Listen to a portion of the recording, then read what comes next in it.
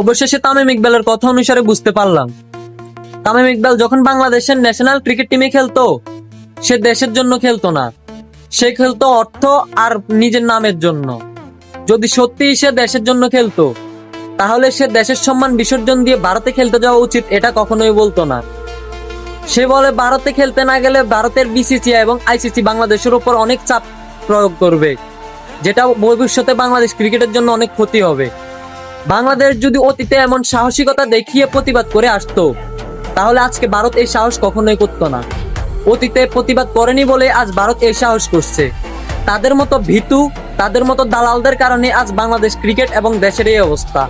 আমি মনে করি বাংলাদেশের ক্রিকেটের কোনো অঙ্গনে যেন তামিমকে কোনো সুযোগ না দেওয়া হয়। আর তামিমের পক্ষ নিয়ে যারা কথা বলছে, যারা সোশ্যাল মিডিয়ায় পোস্ট করতেছে, তাদেরকেও যেন বাংলাদেশ ক্রিকেট টিম থেকে নিষিদ্ধ করা হয়।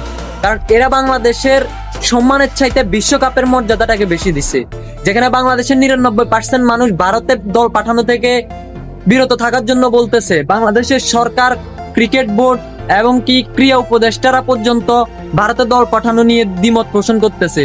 সেখানে তামিম ইকবাল এসে বলতেছে আমাদের ভারতে খেলতে যাওয়া উচিত। ভারতে খেলতে না গেলে ভারতের বিসিসিআই এবং আইসিসি বাংলাদেশের উপর চাপ প্রয়োগ করবে। আমাদের এই মন মানসিকতার কারণে আজ বাংলাদেশের এই অবস্থা। আইসিসি এবং বিসিসিআই বাংলাদেশের উপর এতটা প্রেসার ক্রিয়েট করতে পারে। যদি আমরা অতীতে এভাবে ভয়ডরহীন প্রতিবাদ করে আসতাম, রুখে দাঁড়াতাম, তাহলে কখনোই ভারত এই সাহস করতে পারতো না। আশা করি সবাই আমার কথাটা বুঝতে পারছেন।